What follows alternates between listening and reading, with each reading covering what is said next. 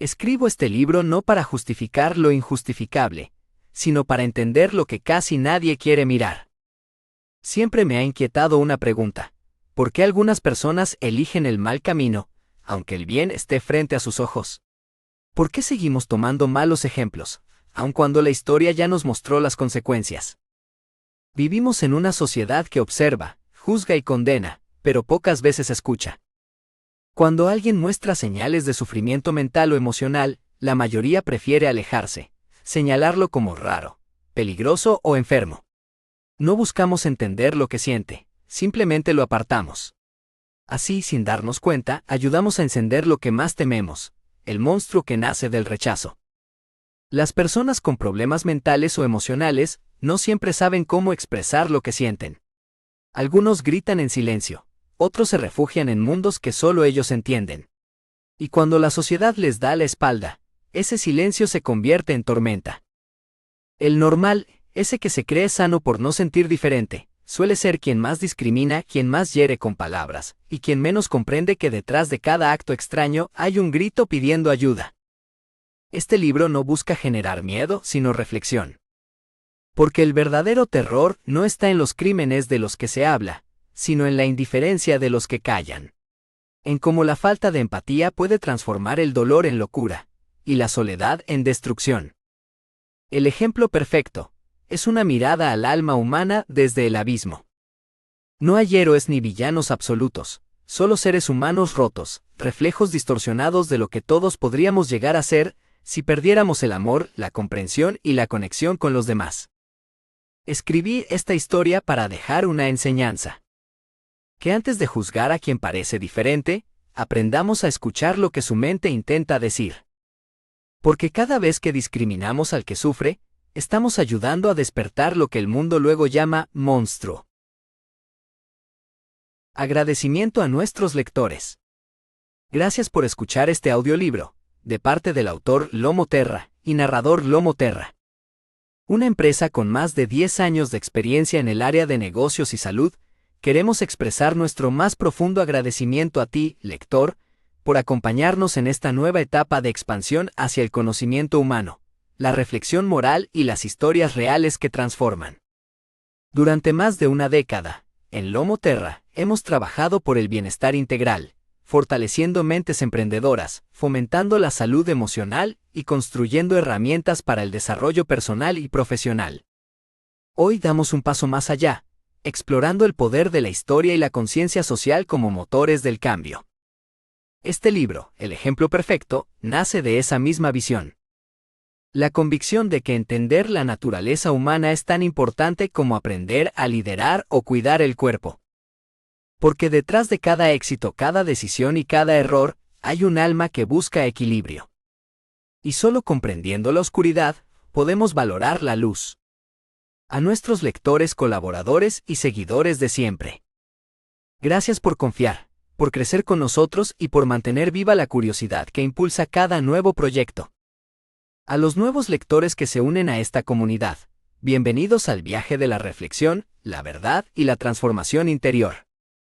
Nuestro compromiso continúa. Seguir creando contenido que inspire, que enseñe y que deje huellas profundas en quienes buscan más que información, buscan significado.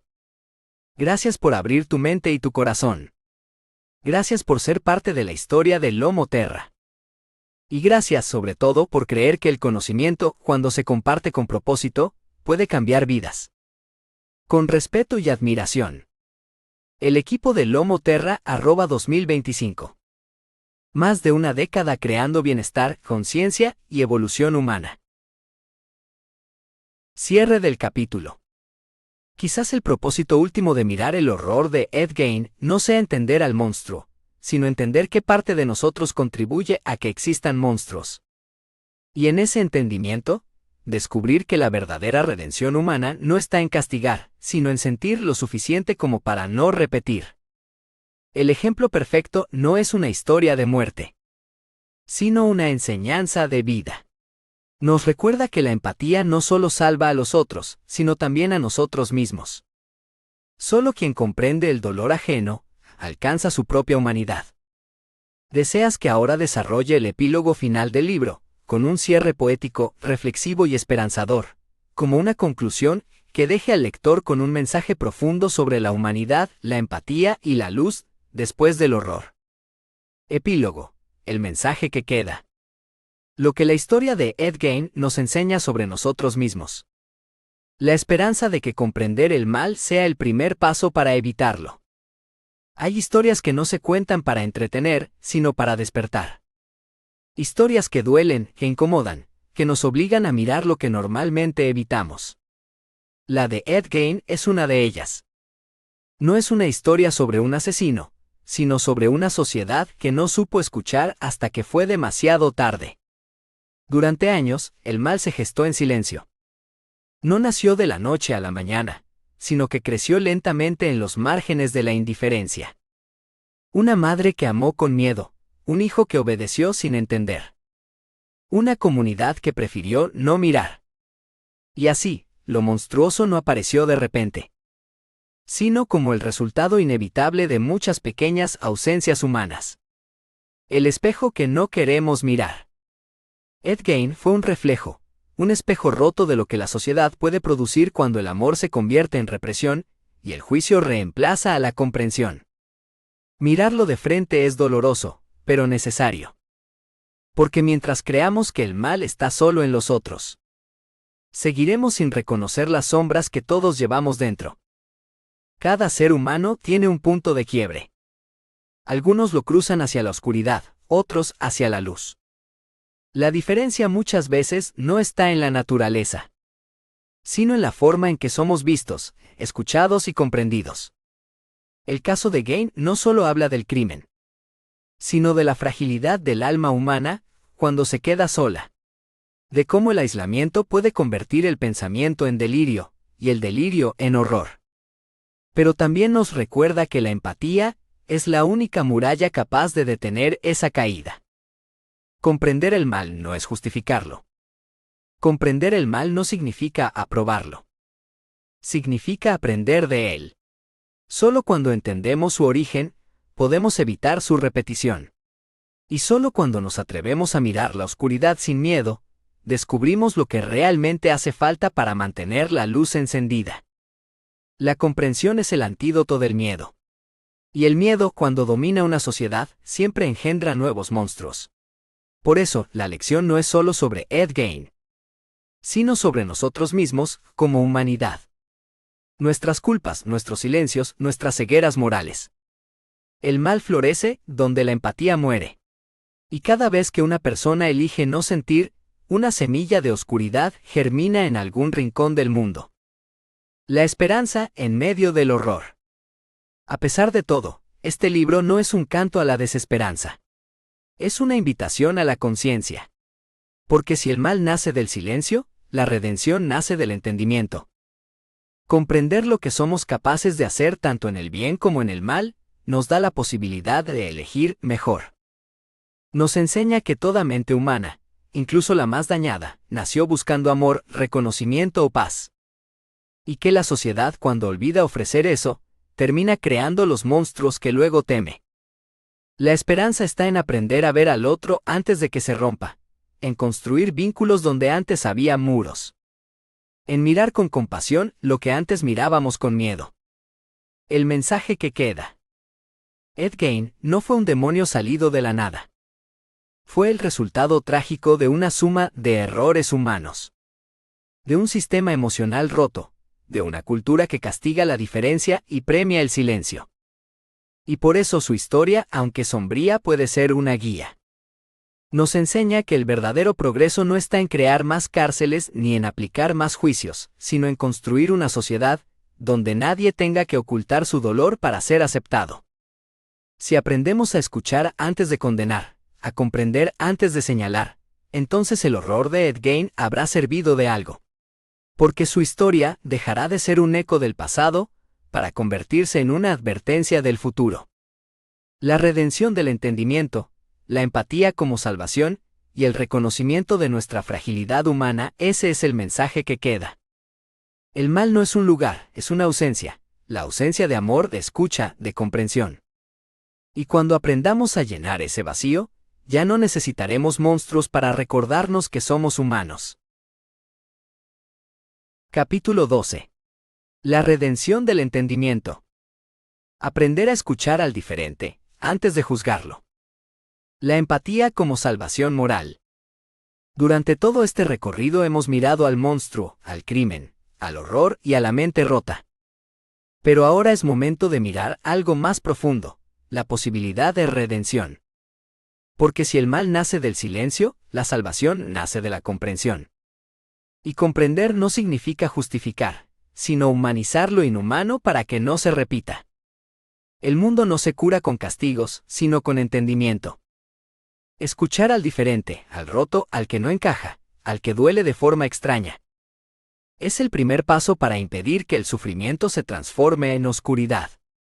No todos los que sufren se convierten en monstruos. Pero todos los monstruos alguna vez fueron seres humanos buscando comprensión. Y cada vez que la sociedad aprende a escuchar antes de juzgar, rompe una cadena invisible de odio. Aprender a escuchar al diferente, antes de juzgarlo. El juicio es instintivo, la comprensión es un acto de voluntad. Juzgar nos da poder, pero entender nos da paz. Y en una época donde todos hablan y pocos escuchan, la verdadera revolución moral es aprender a oír. Escuchar no es aceptar lo inaceptable. Es atreverse a mirar la raíz del sufrimiento sin miedo. Es entender que detrás de cada conducta deformada hay una historia. Que detrás del rostro que tememos, hay un eco de lo que podríamos haber sido si el destino hubiese torcido un poco nuestro camino. La empatía es la llave que abre la celda donde el alma humana se encierra cuando el dolor la supera. Y cuando somos capaces de escuchar, de verdad escuchar el dolor ajeno, liberamos no solo al otro, sino también una parte de nosotros que temía sentir. Porque el que comprende deja de odiar. Y el que deja de odiar comienza a sanar. La empatía como salvación moral. El mundo no se divide entre buenos y malos, sino entre los que sienten y los que ya no sienten. La verdadera decadencia de una civilización no llega con la violencia, sino cuando el corazón colectivo se vuelve indiferente. La empatía es la forma más elevada de inteligencia, porque nos enseña a mirar más allá del acto y ver la herida. A reconocer que cada ser humano, incluso el más perdido, lleva en su interior una chispa de humanidad que puede ser rescatada. El entendimiento no excusa el mal, pero lo transforma en enseñanza. Nos libera del ciclo del odio, nos devuelve la capacidad de amar sin miedo y nos recuerda que la compasión es el idioma más puro del alma. Cada vez que elegimos entender en lugar de condenar, el mundo se vuelve un poco menos oscuro. Y cada vez que una persona se siente escuchada, un posible monstruo se disuelve antes de nacer. La redención del entendimiento. La redención no pertenece solo a los que se arrepienten, sino también a los que aprenden a comprender. Entender el mal no nos contamina, nos fortalece. Nos enseña lo que debemos proteger, lo que debemos cambiar y sobre todo, lo que nunca debemos ignorar. El entendimiento es la forma más pura de amor, porque exige mirar sin miedo lo que duele. Y el amor, cuando se manifiesta como comprensión, es la única fuerza capaz de sanar lo que la violencia ha destruido. Escuchar es el principio del perdón. Comprender es el inicio de la redención. Capítulo 11. La sociedad como espejo del mal. ¿Cómo cada uno de nosotros puede ser parte del problema o de la solución? La indiferencia como forma moderna de violencia. El ser humano siempre ha necesitado un monstruo para sentirse seguro de su propia bondad. Apuntamos al asesino, al loco, al perverso y decimos, yo no soy como él. Y así nos tranquilizamos, creyendo que el mal es algo que habita fuera de nosotros. Pero lo cierto es que la sociedad no solo produce monstruos, también los refleja. El mal no se propaga únicamente por las manos que actúan, sino por los ojos que no quieren ver. Cada vez que una injusticia pasa frente a nosotros y decidimos callar. Cada vez que alguien sufre y preferimos mirar hacia otro lado, el mal se alimenta de nuestra pasividad. ¿Cómo cada uno de nosotros puede ser parte del problema o de la solución? No es necesario cometer atrocidades para contribuir al horror. A veces basta con no hacer nada. El mal, en su versión moderna, ya no necesita sangre. Vive en la apatía, en el egoísmo, en la desconexión emocional. Cada palabra cruel, cada burla hacia quien piensa diferente, cada silencio ante una injusticia. Son semillas del mismo veneno que, en su forma extrema, dio origen a los monstruos del pasado. Somos parte del problema cuando justificamos la frialdad como madurez. Cuando confundimos indiferencia con fortaleza. Cuando creemos que la empatía es una debilidad y no una forma de inteligencia moral. Pero también somos parte de la solución cuando decidimos mirar más allá de la superficie. Cuando escuchamos sin juzgar. Cuando reconocemos que nadie se rompe sin motivo. El cambio no comienza en las leyes ni en los tribunales, sino en la conciencia diaria. En la forma en que tratamos a los demás. En cómo respondemos al dolor ajeno. En si decidimos encender una luz o seguir siendo sombra. La indiferencia como forma moderna de violencia. La violencia no siempre lleva un arma. A veces usa un gesto, una palabra o simplemente el silencio. La indiferencia es la forma más cómoda de crueldad. Porque no deja huellas visibles, pero destruye igual. El que ignora el sufrimiento ajeno, se convierte en cómplice invisible del daño. Y en una sociedad donde la información abunda, pero la sensibilidad escasea. La indiferencia se ha vuelto una epidemia moral. Vivimos rodeados de pantallas, pero desconectados del alma. Nos horrorizamos ante tragedias por unos segundos. Compartimos una imagen, escribimos una frase solidaria. Y luego seguimos con nuestra vida. La empatía se ha convertido en un reflejo breve, no en una acción duradera. El verdadero desafío de este tiempo no es evitar el mal, sino mantener viva la sensibilidad. Sentir no es debilidad, es resistencia. Comprender no es justificar, es prevenir. El espejo que devuelve nuestra imagen. Cuando la sociedad llama monstruo a alguien, debería mirar primero su reflejo. Porque el monstruo no nace en el vacío. Nace en los rincones donde la humanidad ha dejado de mirar. Si queremos construir un mundo más sano, debemos reconocer que la empatía es la forma más poderosa de justicia. Que el amor es más revolucionario que el castigo. Y que ningún sistema, por perfecto que sea, puede curar lo que la indiferencia destruye. El espejo del mal nos devuelve una pregunta que duele, pero que libera. ¿Qué parte de mí contribuye al silencio que permite el horror? Responderla con honestidad es el primer paso para dejar de repetir la historia. El mal no triunfa porque existan monstruos, sino porque hay quienes dejan de sentir. La indiferencia es el rostro más civilizado del horror. ¿Deseas que ahora te desarrolle el epílogo final del libro, como cierre literario, poético y reflexivo, donde todo el mensaje moral se una en una última lección sobre el alma humana y la esperanza? Capítulo 10. El alma detrás del monstruo. Analizando el vacío interior del ser humano. Cuando el dolor no encuentra palabras, el mal encuentra voz. A menudo hablamos del mal como si fuera una sombra ajena, una presencia extraña que invade ciertos cuerpos y mentes sin explicación. Pero el mal, en su forma más pura, no es una fuerza externa. Es el eco del dolor que nunca fue escuchado. Es la voz distorsionada de una herida que pide auxilio en el idioma del horror. En el fondo del monstruo hay un alma que alguna vez fue inocente. Un niño que lloró y nadie consoló. Una mente que se rompió en silencio. Un corazón que buscó amor y solo halló culpa. Y cuando la culpa reemplaza al afecto, la humanidad se disuelve poco a poco. Ed Gein no fue solo un criminal, fue un ejemplo extremo de lo que ocurre cuando el alma humana se queda sin lenguaje para expresar su dolor. Lo que el mundo vio como atrocidad, en su mente fue un intento deformado de reparación. Intentó reconstruir lo que perdió, dar forma al amor con las manos de la locura.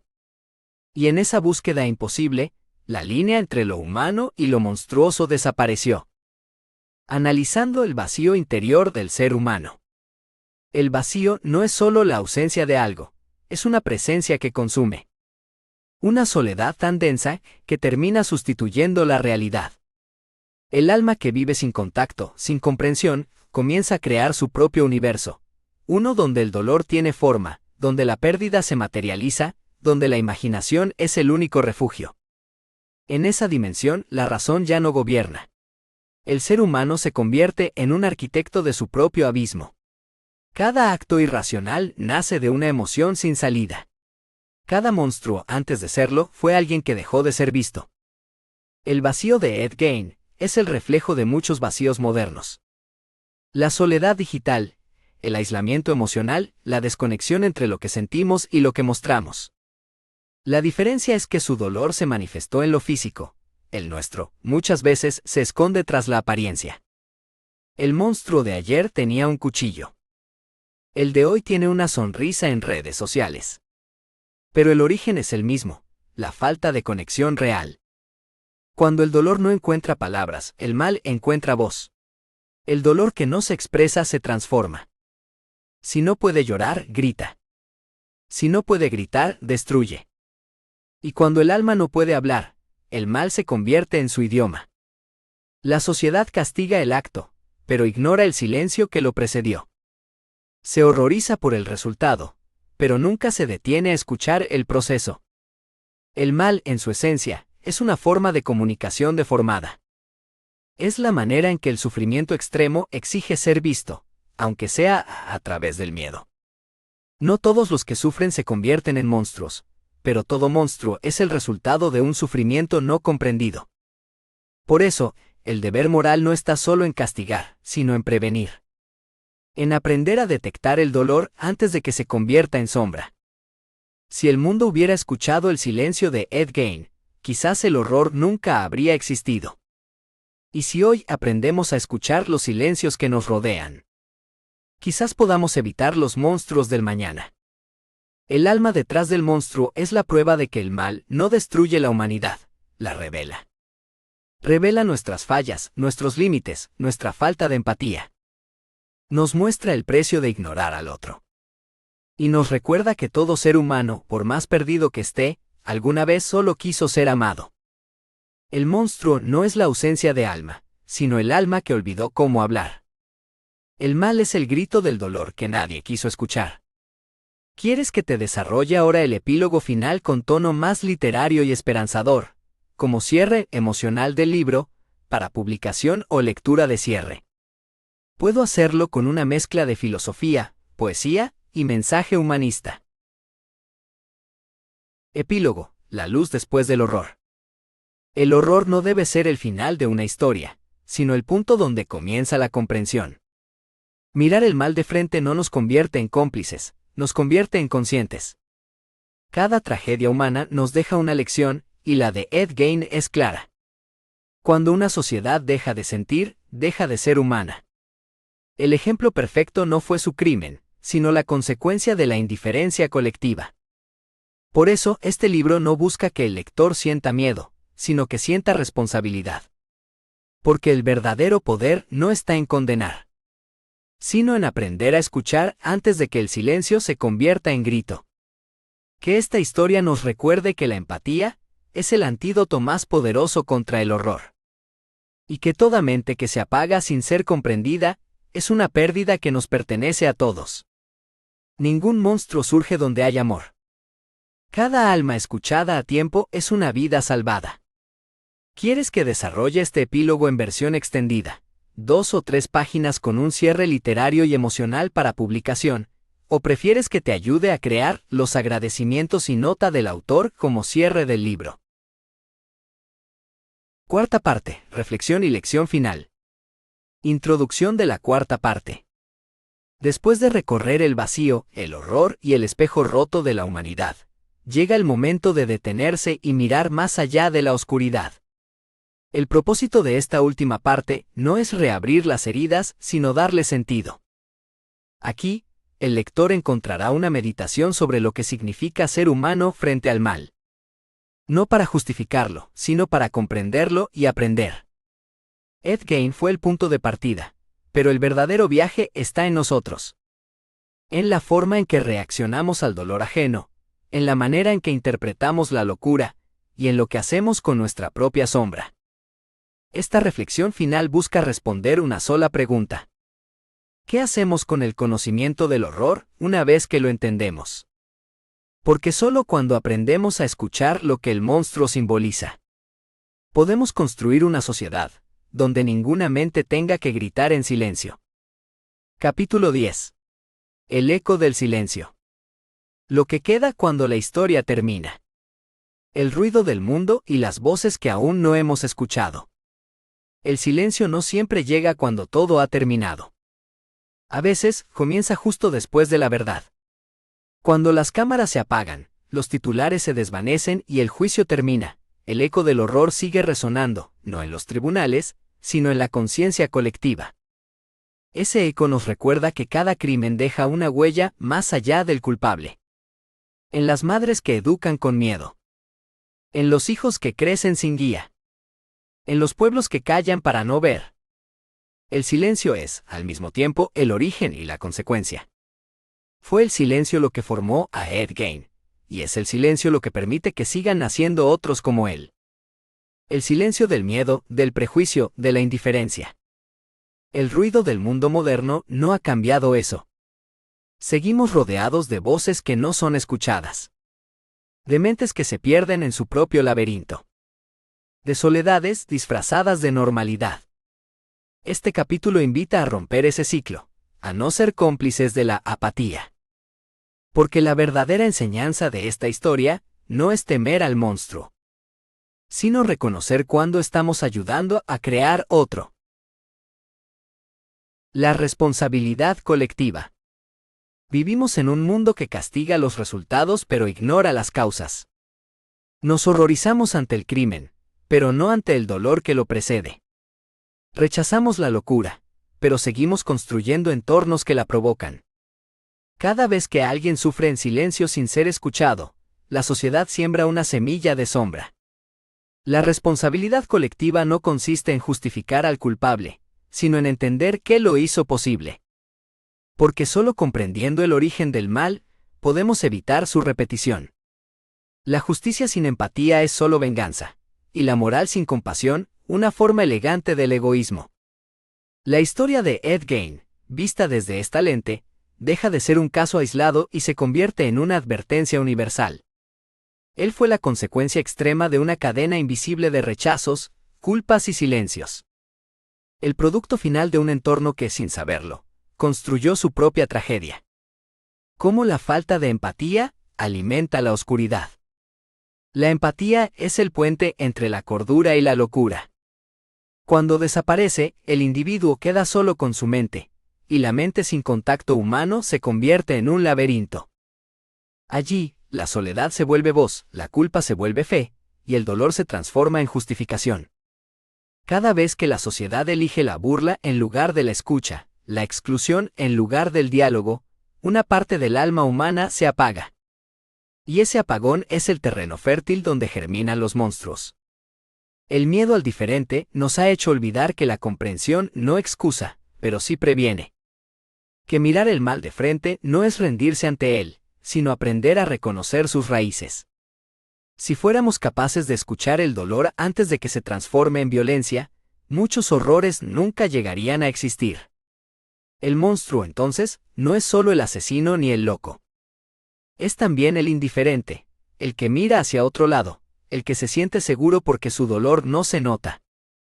Cada acto de desprecio, cada silencio ante el sufrimiento ajeno, añade una piedra más al muro que separa al humano de su humanidad. El mensaje final no es de miedo, sino de responsabilidad. Porque si la sociedad puede crear monstruos, también puede crear comprensión. Y si el mal puede contagiarse, la empatía también puede hacerlo. El monstruo no siempre es quien actúa con violencia. A veces es quien mira y no hace nada. No hay crimen más grande que la indiferencia. Porque es el único que todos cometemos sin culpa. Este capítulo cierra el eje filosófico del libro, y prepara el camino hacia un epílogo que puede reunir todas las reflexiones morales y emocionales, dejando un mensaje final de esperanza y autoconciencia. Capítulo 9. La creación de los monstruos. Reflexión filosófica sobre la responsabilidad colectiva. Cómo la falta de empatía alimenta la oscuridad en los demás. Cuando un ser humano cae en la oscuridad, la primera reacción del mundo es señalarlo, condenarlo y llamarlo monstruo.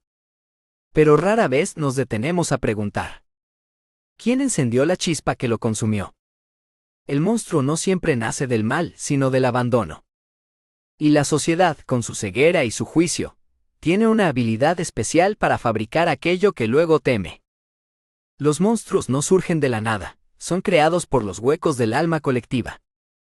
Nacen cuando los niños crecen sin ternura, cuando los diferentes son burlados, cuando los solitarios son ignorados, cuando los que piden ayuda son silenciados. El mal, antes de convertirse en acto, es primero una emoción sin lugar donde ser comprendida. La enseñanza detrás del horror. El caso de Ed Gein debería habernos enseñado algo más que miedo. Debería habernos recordado que el mal no siempre es ajeno, que puede germinar en la rutina, en el abandono, en la moral hipócrita.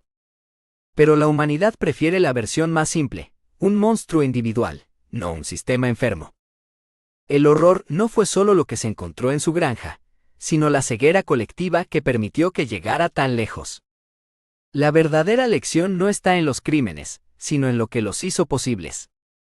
La represión sin empatía, la religión sin compasión, la soledad sin escucha, la moral sin comprensión. Todos son ingredientes del mismo veneno. Y cuando una sociedad mezcla esos elementos y los deja fermentar en silencio, termina creando su propio ejemplo perfecto. No para inspirar miedo, sino para advertirnos de lo que ocurre cuando dejamos de cuidar el alma humana. Ed Gein fue, sin quererlo, el testamento viviente del fracaso moral de su tiempo. Su historia debería ser leída no como un relato de locura individual, sino como un espejo de lo que sucede cuando el amor se convierte en control, la fe en castigo, y la justicia en espectáculo. El ejemplo perfecto no es él. El ejemplo perfecto somos nosotros, cuando dejamos que la indiferencia reemplace a la comprensión. El monstruo no nace. Se construye con ladrillos de silencio. Se alimenta de miedo. Y crece bajo el techo de la moral. Capítulo 7. El juicio de los normales. Cómo el mundo juzga sin comprender. La diferencia entre justicia y morbo. Cuando la noticia del caso de Ed Gein se expandió, el pueblo que antes lo ignoraba se convirtió en juez, jurado y verdugo. La prensa llegó primero que la comprensión. Los titulares no hablaban de un hombre, sino de una bestia, un monstruo, un enfermo perverso. El horror, transformado en espectáculo, comenzó a alimentar el morbo colectivo. El juicio ya estaba dictado antes de que comenzara.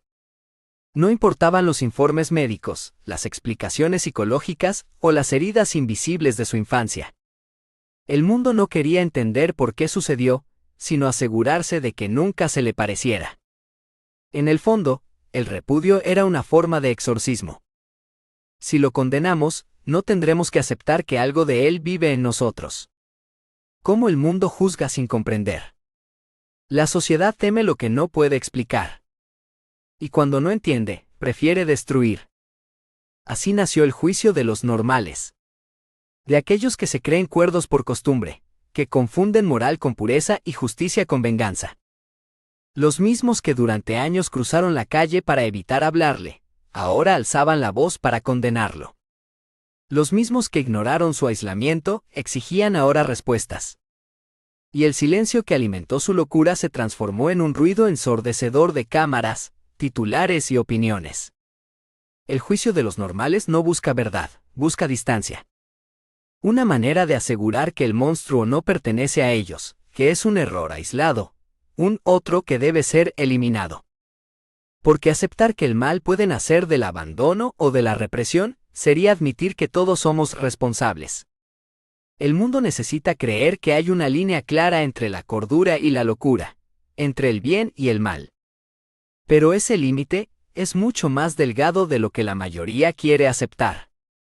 Bajo suficiente soledad, culpa o fanatismo, cualquier mente puede resquebrajarse. Y sin embargo, preferimos pensar que el monstruo es una excepción, no un reflejo. La diferencia entre justicia y morbo. Lo que vino después del descubrimiento no fue justicia, fue curiosidad disfrazada de moral. Los periódicos competían por mostrar los detalles más grotescos. Las personas hacían fila para ver el lugar del crimen. Las conversaciones en los cafés hablaban más de los objetos encontrados que del alma que se había perdido. El horror se convirtió en entretenimiento. La tragedia se transformó en mercancía. Y la empatía, en olvido. Mientras la sociedad lo juzgaba, también lo consumía. Querían entender su mente solo lo suficiente para sentir miedo, pero no tanto como para reconocer su humanidad. Era más cómodo pensar que Ed Gein era un monstruo nacido del mal puro, que admitir que su locura fue producto de un entorno que lo abandonó. La justicia busca reparar, el morbo busca alimentar el miedo. Y el miedo, cuando se comparte, se convierte en control. Así, el mundo usó su historia para reafirmar su propia normalidad, para tranquilizarse creyendo que la locura tiene un rostro ajeno, no uno familiar. Pero la verdad es que los llamados normales también encierran oscuridad, solo que saben disimularla mejor. La diferencia entre Ed y los demás no fue la existencia de sombras, sino el hecho de que las suyas se hicieron visibles. El juicio del alma humana no debería centrarse en castigar al monstruo, sino en preguntarse qué condiciones lo crearon. Porque si el mal nace del abandono, de la humillación y del silencio, entonces el verdadero juicio debería recaer sobre todos los que miraron hacia otro lado. El juicio de los normales es, en realidad, un acto de miedo. Miedo a reconocerse en el reflejo del diferente.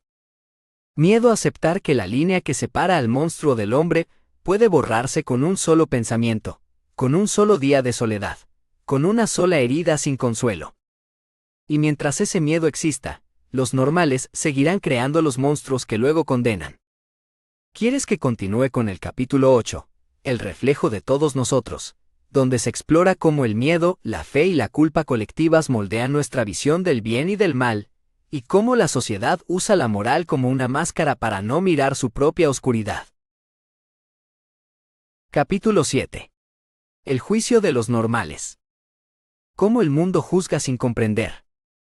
La diferencia entre justicia y morbo.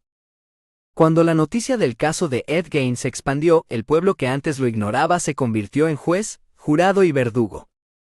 La prensa llegó primero que la comprensión.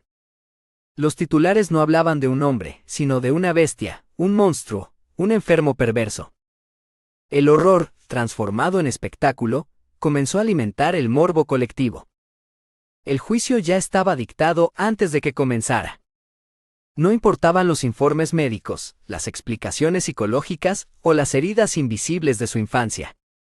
El mundo no quería entender por qué sucedió, sino asegurarse de que nunca se le pareciera. En el fondo, el repudio era una forma de exorcismo. Si lo condenamos, no tendremos que aceptar que algo de él vive en nosotros. ¿Cómo el mundo juzga sin comprender? La sociedad teme lo que no puede explicar. Y cuando no entiende, prefiere destruir. Así nació el juicio de los normales. De aquellos que se creen cuerdos por costumbre, que confunden moral con pureza y justicia con venganza.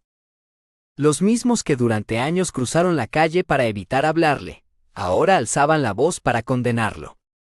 Los mismos que ignoraron su aislamiento, exigían ahora respuestas. Y el silencio que alimentó su locura se transformó en un ruido ensordecedor de cámaras, titulares y opiniones.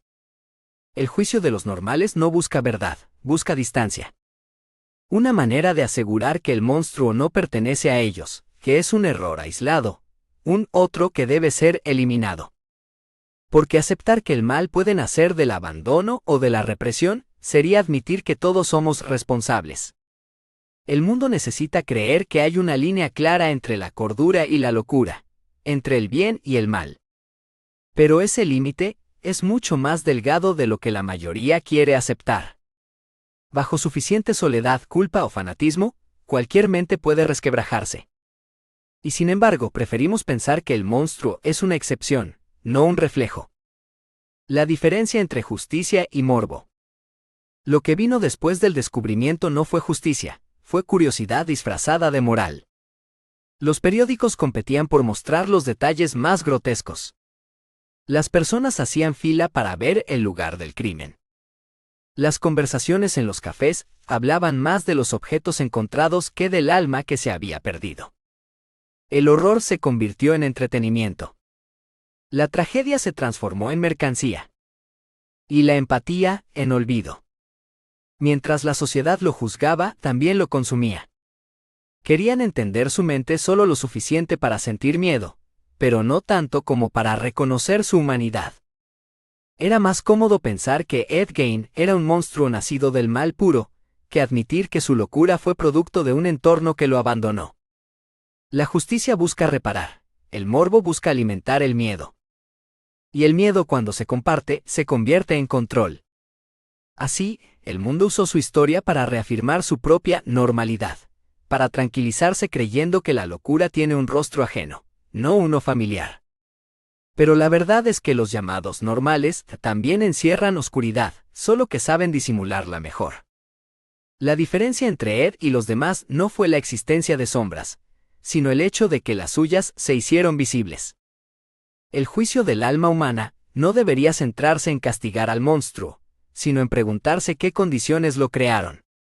Porque si el mal nace del abandono, de la humillación y del silencio, entonces el verdadero juicio debería recaer sobre todos los que miraron hacia otro lado.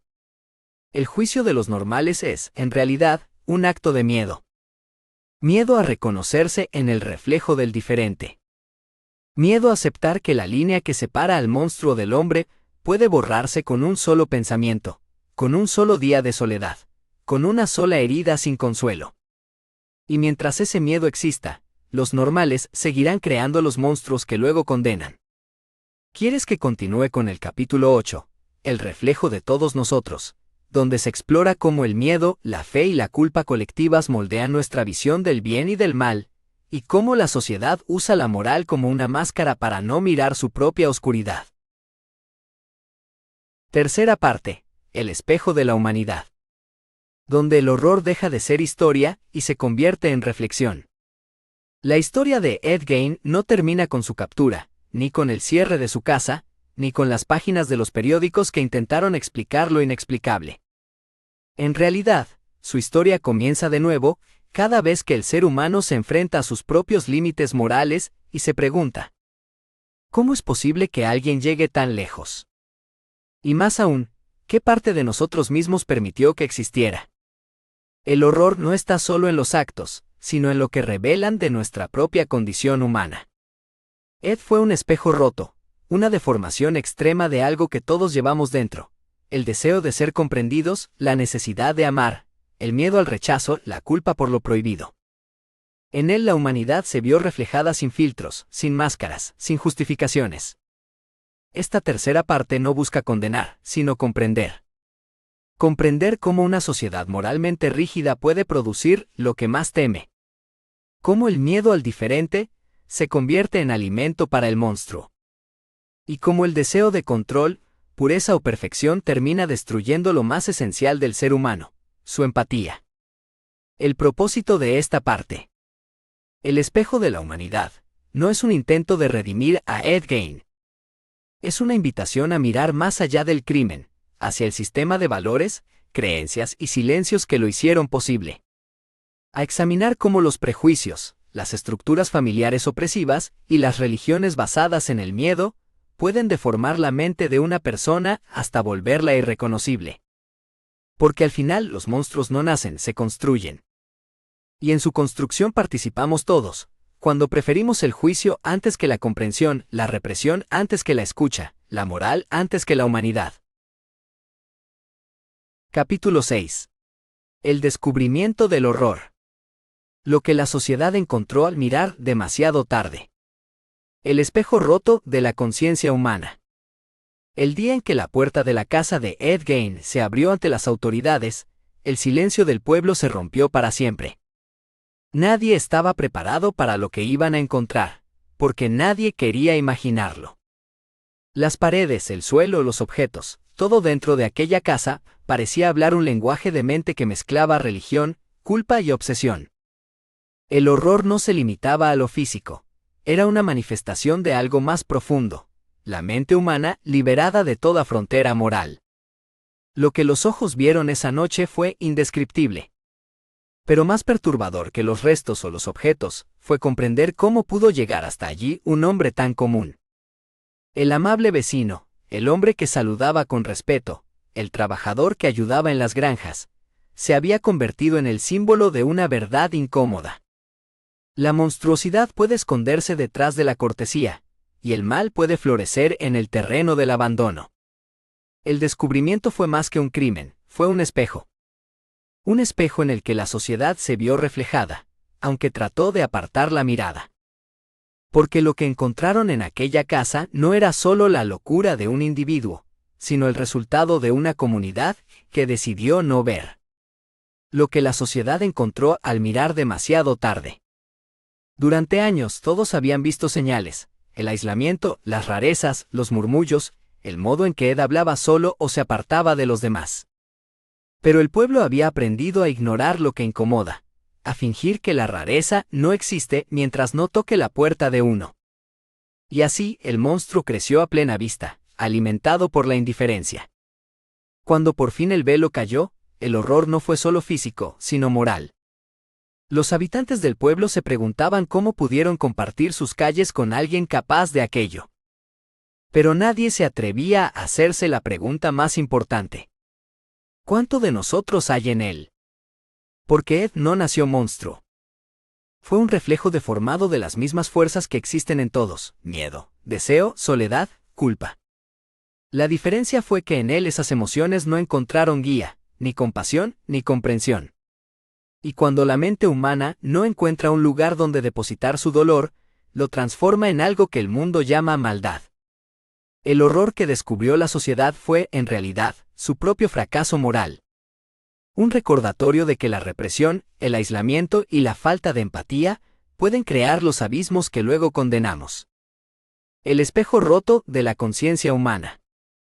Cada sociedad necesita creer que el mal está lejos, que pertenece a otros.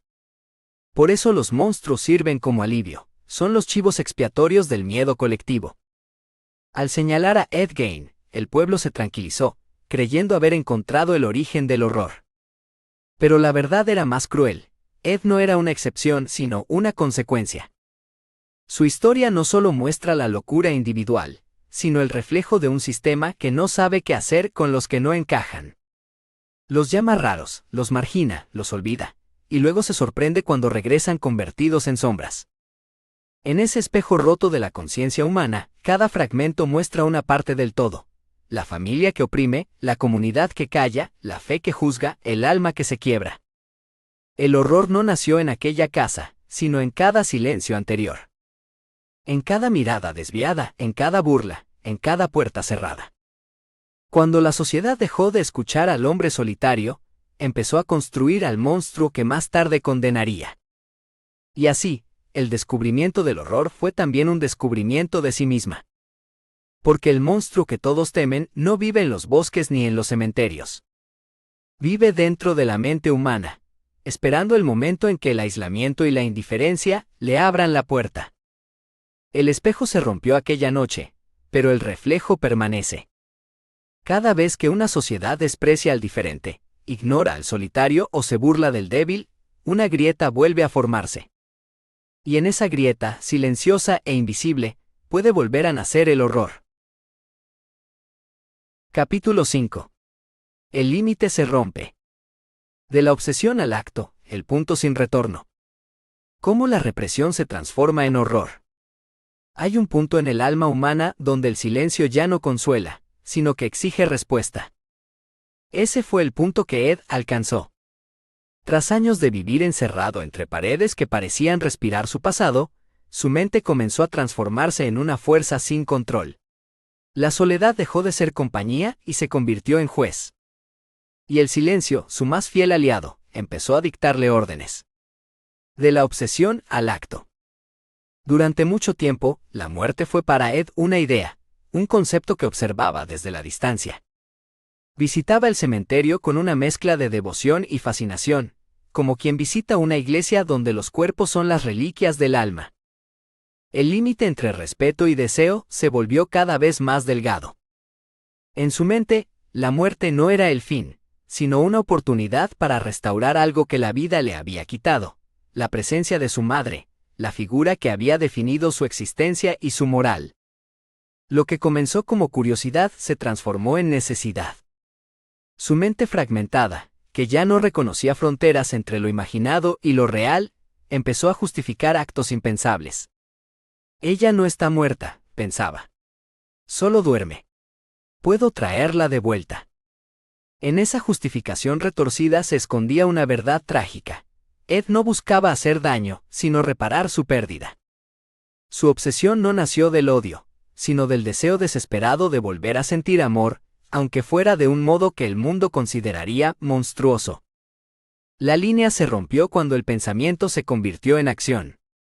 La mente acostumbrada a imaginar, finalmente ordenó al cuerpo obedecer.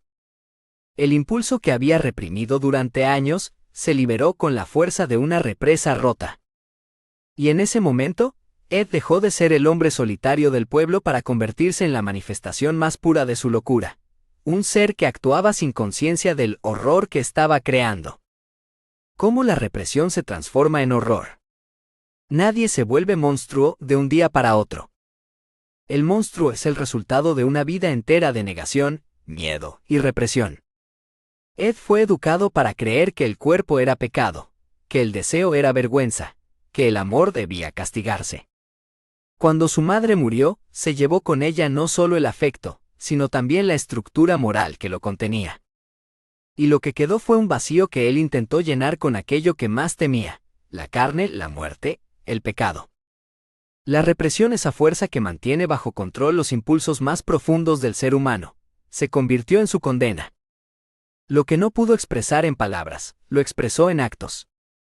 Lo que no se le permitió sentir, se transformó en ritual. Y lo que su mente no pudo aceptar, su cuerpo lo ejecutó. En el corazón del horror no había placer, sino necesidad. Una necesidad primitiva de volver a unir lo que la vida había separado, amor y muerte, pureza y corrupción, madre e hijo. Cada acto macabro fue una oración distorsionada, una súplica sin palabras dirigida a un Dios que hacía tiempo había dejado de escucharlo. El límite se rompió cuando la moral colapsó. Cuando la voz de su madre, esa autoridad absoluta que lo guiaba incluso desde la tumba, se confundió con sus propios pensamientos. Ya no era Ed obedeciendo órdenes del pasado, era el pasado actuando a través de Ed. Su mente ya no distinguía entre el deber y el deseo, entre el amor y la destrucción. Y así, el silencio que antes lo protegía se convirtió en su verdugo. Cada noche, en la oscuridad de su casa, Ed intentaba reconstruir la figura que había perdido, sin comprender que en el proceso estaba destruyendo lo poco que quedaba de su humanidad. El horror no estaba en los actos por sí mismos, sino en lo que revelaban. Un hombre que quiso amar y solo aprendió a poseer. Un hijo que quiso conservar y solo supo destruir. Una mente que buscó consuelo y encontró el abismo. La represión, cuando no encuentra salida, se transforma en su propio infierno. Y ese infierno no necesita fuego, solo silencio. El mismo silencio que comenzó como refugio y terminó siendo el sonido del alma quebrándose. Segunda parte, el descenso a la oscuridad. Capítulo 4. La casa del silencio. La soledad como compañía. La mente fragmentada que crea su propio mundo. La casa de los Gain, en el borde del pueblo, se convirtió en el reflejo exacto del alma de Ed. Una prisión silenciosa, un templo del recuerdo, un museo de la soledad. Tras la muerte de su madre, cada rincón parecía respirar su presencia. El aire estaba quieto, espeso, detenido en el tiempo. Nada cambiaba, porque para Ed, cambiar era traicionar su memoria. Durante años, vivió rodeado de objetos que ya no tenían dueño, de muebles cubiertos de polvo y paredes que escuchaban más de lo que hablaban. La cocina dejó de tener olor a comida. Los relojes se detuvieron. Las ventanas dejaron pasar la luz, pero no la esperanza. Era una casa viva, pero habitada por fantasmas. Ed no soportaba el silencio absoluto, así que lo llenaba con su imaginación. Hablaba con su madre como si aún estuviera ahí. Repetía sus frases, sus sermones, sus juicios morales. A veces, creía escucharla responder. En esas conversaciones invisibles, encontraba paz. La soledad se transformó poco a poco en su única compañía. El aislamiento no lo aplastó de inmediato, lo sedujo. Le ofreció refugio frente a un mundo que nunca entendió. En ese aislamiento encontró algo parecido a la seguridad. Nadie lo juzgaba, nadie lo miraba, nadie lo obligaba a cambiar. La soledad se volvió familiar. Tan familiar, que terminó reemplazando la necesidad de los demás. Pero el precio de esa falsa paz fue la fragmentación de su mente. En ausencia de una voz real que lo guiara, Ed comenzó a construir su propio mundo interior. Un mundo donde la muerte no era final, donde el cuerpo era solo una envoltura, y donde el amor perdido podía ser recuperado, de formas que la lógica no permitiría. Su mente privada de contacto humano, empezó a crear su propio lenguaje, sus propias reglas, su propia moral.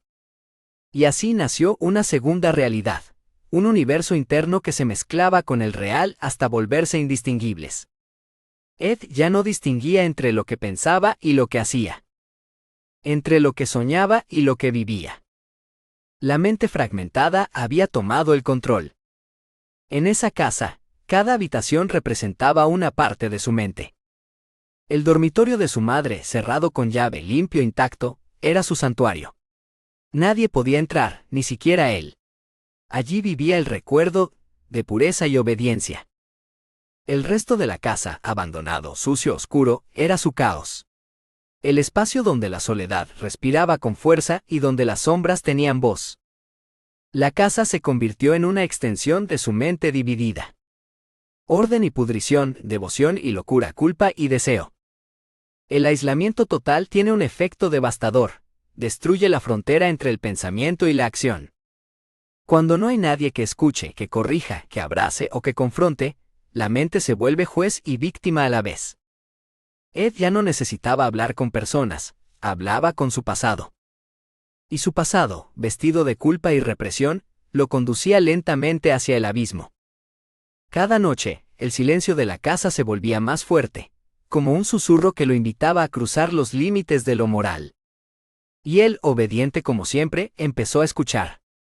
El monstruo no nació del odio, sino del vacío.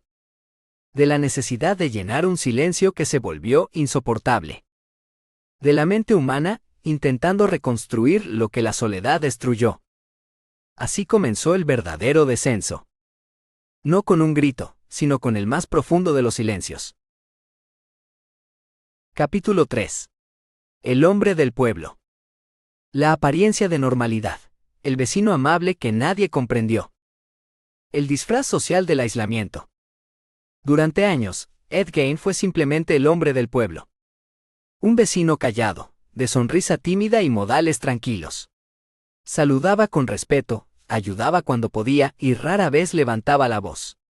En el pequeño pueblo de Plainfield, Wisconsin, muchos lo consideraban inofensivo. Un hombre solitario, algo extraño pero sin malicia. Esa era su máscara perfecta. Bajo su aspecto amable, vivía una mente fragmentada, dividida entre el recuerdo constante de su madre y el vacío insoportable que dejó su ausencia. El silencio de su casa, que alguna vez estuvo lleno de órdenes y rezos, se transformó en un eco hueco donde solo resonaban los pensamientos que ya nadie corregía. Ed intentó llenar ese silencio con rutinas simples, trabajaba, arreglaba cosas, leía, hacía pequeños favores a los vecinos. Su comportamiento era tan común que nadie sospechaba lo que pasaba dentro de él. Pero cada acto de aparente normalidad era, en realidad, una forma de esconder su aislamiento. No se trataba de un hombre adaptado, sino de uno disfrazado de normalidad, para sobrevivir en un mundo que no entendía. Los pueblos pequeños tienen una costumbre peligrosa: creer que lo conocido es seguro. La familiaridad se convierte en confianza y la confianza en ceguera. Nadie preguntaba demasiado por Ed. Nadie lo visitaba realmente. Bastaba con verlo pasar y saludarlo con una sonrisa superficial para pensar que todo estaba bien. Pero detrás de esa sonrisa, su mente seguía construyendo un universo propio, donde lo prohibido se volvía posible, y donde el amor ausente de su madre se mezclaba con obsesiones cada vez más oscuras. El disfraz social del aislamiento es una de las formas más tristes de soledad. Ed no era un hombre peligroso a los ojos de los demás, porque el peligro verdadero no se veía. El pueblo veía a un hombre reservado, no al niño roto que hablaba con los fantasmas del pasado. Veían al que ofrecía ayuda, no al que ya no sabía cómo pedirla. El aislamiento no siempre se nota. A veces usa la máscara de la cortesía, del trabajo duro, de la rutina diaria. Y el alma, mientras tanto, se apaga en silencio. Ed no odiaba a la gente, simplemente no sabía cómo pertenecer a ella. Su mente estaba atrapada entre dos mundos, uno real, donde debía comportarse según las normas sociales, y otro interno, donde seguía siendo el hijo obediente que escuchaba la voz de su madre. En ese choque de realidades nació el abismo interior. Cada día que pasaba fingiendo normalidad, se alejaba un poco más de la cordura. No porque quisiera engañar a los demás, sino porque ya no sabía cuál de sus dos versiones era la verdadera. El hombre amable del pueblo, o el prisionero de sus recuerdos. Los vecinos decían que Ed era bueno, extraño pero decente. Y tenían razón, pero no en el sentido que imaginaban. Era bueno porque no sabía hacer otra cosa. Era extraño porque nunca aprendió a ser comprendido. Y era decente porque su miedo a desobedecer seguía vivo, aunque su madre ya no lo estuviera. Su aparente tranquilidad era el último reflejo de control antes del colapso. Mientras todos lo veían como un hombre callado que no hacía daño, su mente se hundía cada vez más en la confusión y la necesidad de reconstruir lo que había perdido. El pueblo veía la superficie, pero no el fondo del lago. Y cuando finalmente el silencio de su casa reveló lo que guardaba, la comunidad entera comprendió que el monstruo no había venido de afuera, había nacido entre ellos. El disfraz había cumplido su propósito hasta el final. El hombre amable, el vecino tranquilo, fue la creación más convincente de su propia mente. Una mente que solo buscaba esconder bajo la apariencia de bondad, la desesperación, de un alma completamente sola. Primera parte, el nacimiento del vacío. Capítulo 1. La semilla del silencio. La infancia de Ed Gein, miedo, represión y obediencia ciega. Como un hogar sin amor puede convertirse en una prisión invisible. El silencio fue su primera escuela. En la casa donde nació Ed Gein, las palabras no servían para comunicarse, sino para imponer miedo. Su madre, Augusta, no solo fue la figura dominante del hogar, fue su universo entero. Lo educó entre sermones religiosos y amenazas de condenación eterna. Le habló de un Dios severo, vigilante, que castigaba cada pensamiento impuro. En ese ambiente, el amor se convirtió en una promesa que siempre venía acompañada de culpa. Desde pequeño, Ed aprendió que obedecer era sobrevivir. Su padre, alcohólico y ausente, apenas era una sombra que se movía por la casa. No existía el afecto, ni la ternura, ni el contacto humano que nutre la mente de un niño. Solo existían las órdenes de su madre, su voz autoritaria y las oraciones que se repetían como cadenas invisibles. El hogar no era un refugio, era una prisión construida con fe malentendida. Augusta le enseñó que las mujeres, excepto ella, eran instrumentos del mal, que el deseo era pecado, y que el mundo estaba lleno de corrupción. Así, el niño creció creyendo que el único lugar seguro era el interior de su propia casa, bajo la mirada de su madre. Pero ese refugio era también su jaula. La represión comenzó a moldear su mente como un escultor que trabaja con dolor. Cada emoción natural, la curiosidad, el cariño, la atracción, fue aplastada por el peso de la culpa. Aprendió a no sentir para no ser castigado, a callar para no ser juzgado. En ese silencio, su mente empezó a construir su propio lenguaje, su propio mundo, donde pudiera existir sin ser condenado. Los niños necesitan amor para entender la vida. Ed tuvo miedo, y con miedo aprendió a mirar el mundo. El amor ausente se transformó en vacío, un vacío que no duele de golpe, sino que crece lentamente, como una grieta en una pared. Esa grieta, invisible al principio, fue agrandándose con los años, hasta que el silencio se volvió su única compañía, y su mente empezó a llenar el hueco con fantasías. El aislamiento no comenzó cuando se alejó de la sociedad, sino cuando su propio hogar lo separó del mundo. Su madre le enseñó a desconfiar de todos, a temer la libertad, a rechazar el contacto humano. Lo que ella llamó protección, fue en realidad una condena emocional. Lo preparó para sobrevivir sin el amor de nadie, y en esa soledad, su mente empezó a buscar sustitutos de lo que nunca tuvo.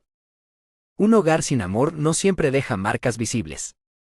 A veces solo deja una mente que no sabe cómo amar, un corazón que teme el contacto, un alma que se refugia en la oscuridad porque la luz le resulta desconocida. Así fue como nació la semilla del silencio.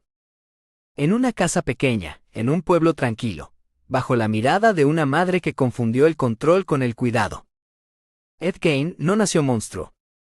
Fue un niño que aprendió que el mundo era peligroso, que el afecto era pecado, y que su propia naturaleza debía ser escondida. Esa enseñanza, repetida día tras día, fue su primera condena. Y mientras los demás niños aprendían a jugar, él aprendía a callar. El silencio se convirtió en su idioma, y el miedo, en su identidad.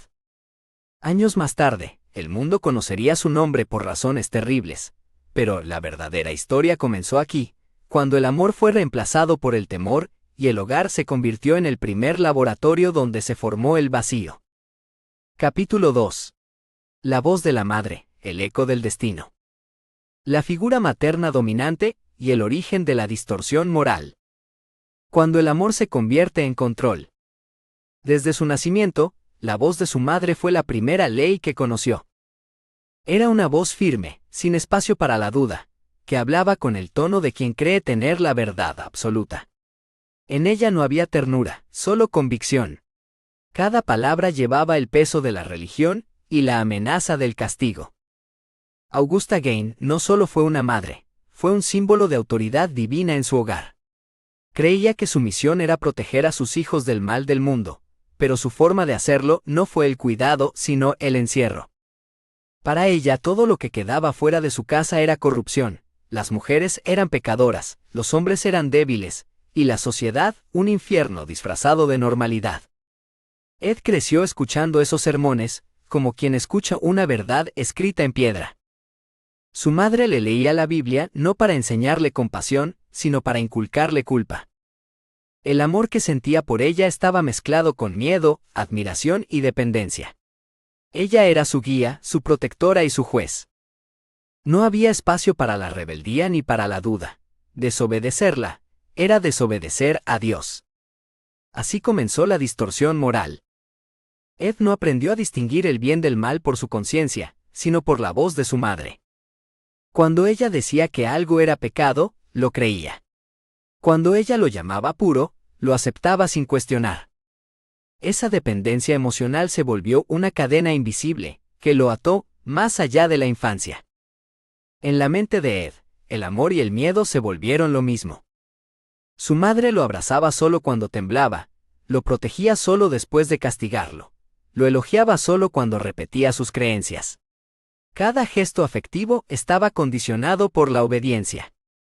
Así, el cariño dejó de ser libre y se transformó en una recompensa.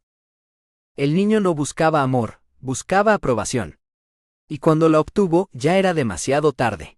La voz de su madre ya vivía dentro de él. Esa voz lo acompañó incluso después de su muerte. Se convirtió en su conciencia, en su eco interior, en la presencia que nunca lo abandonó. La escuchaba en los momentos de duda, en los instantes de soledad, en las noches donde el silencio se volvía insoportable. La voz que antes venía desde el pasillo de la casa ahora salía desde su propia mente. Cuando el amor se convierte en control, deja de sanar y comienza a destruir. El amor de Augusta no fue un refugio, fue una prisión espiritual. Quiso salvar el alma de su hijo y terminó condenando su mente.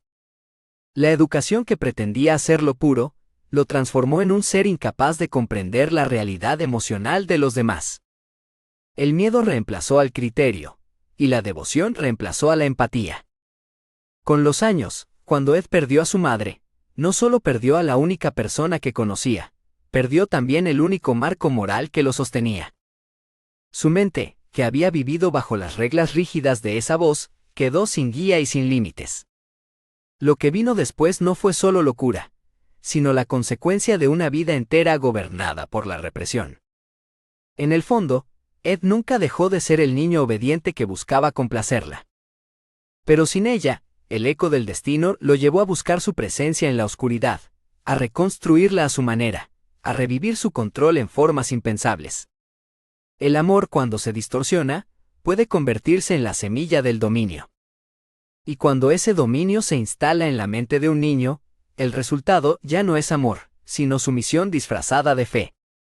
La voz de Augusta fue la primera y la última que Ed escuchó con devoción.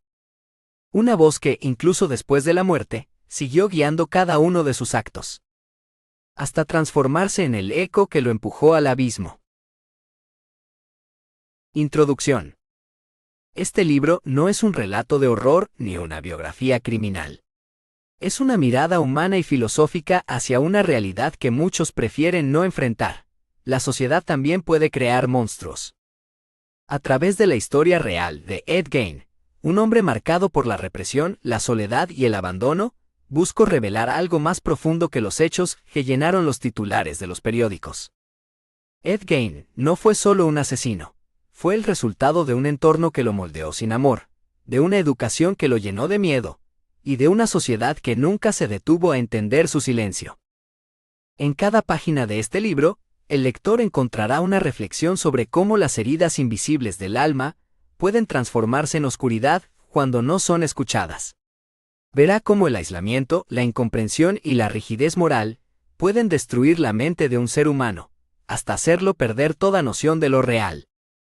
Pero este libro no busca compasión hacia el crimen, sino conciencia sobre sus raíces. Porque mientras más comprendamos los caminos que llevan a la locura, más podremos evitar que otros los recorran. La sociedad, con su tendencia a señalar y excluir a quien no encaja, a veces es el primer cincel que esculpe el rostro del monstruo que luego teme. Aquí no se glorifica el mal, sino que se explora su origen. A través de la historia de Ed Gein y de otros reflejos que surgen de la vida real, comprenderemos que los monstruos no nacen de la nada, se construyen con el dolor, el rechazo y la indiferencia de los demás. El ejemplo perfecto invita al lector a mirar dentro de sí mismo y preguntarse: ¿hasta qué punto somos inocentes cuando juzgamos sin entender? ¿Qué responsabilidad tenemos en las sombras que se forman a nuestro alrededor? Este libro es una advertencia moral, una exploración del alma humana y una invitación a romper el ciclo de la indiferencia. Porque cuando dejamos de escuchar al que sufre, la oscuridad encuentra su voz. ¿Cómo la sociedad puede crear monstruos? El mal no siempre nace de la oscuridad. A veces se forma lentamente, en plena luz del día, frente a los ojos de todos. La sociedad tiene un poder silencioso, el de moldear almas. Con cada acto de rechazo, con cada burla, con cada silencio ante el sufrimiento ajeno, vamos tallando el perfil de alguien que un día puede romperse por dentro. La historia de Ed Gein no es solo la de un asesino, es la de un hombre que fue el resultado de un entorno cargado de miedo, culpa y aislamiento. Desde niño, su mundo estuvo gobernado por una madre que lo obligó a ver el pecado en todo y el castigo en sí mismo. No conoció el cariño, solo el control. No aprendió la empatía, solo el miedo. Y mientras el mundo lo veía como un vecino extraño, nadie se detuvo a escuchar su silencio. Ahí nace la verdadera reflexión. Los monstruos no aparecen de la nada, se fabrican con años de soledad, represión y desprecio. Cada sociedad que calla ante la diferencia, que margina al débil y ridiculiza al enfermo, está colaborando, aunque no lo sepa, con la creación de su propio verdugo moral. La mente humana, frente al aislamiento y la represión. La mente es un espejo frágil. Cuando se rompe, las piezas reflejan realidades diferentes. El aislamiento actúa como un ácido invisible, corroe lentamente los pensamientos, hasta que lo que era humano se convierte en sombra. Un ser humano puede sobrevivir al hambre o al dolor físico, pero muy pocos sobreviven a la soledad emocional. Ed Gein vivió encerrado entre los fantasmas de su madre y los juicios de un pueblo que nunca lo comprendió.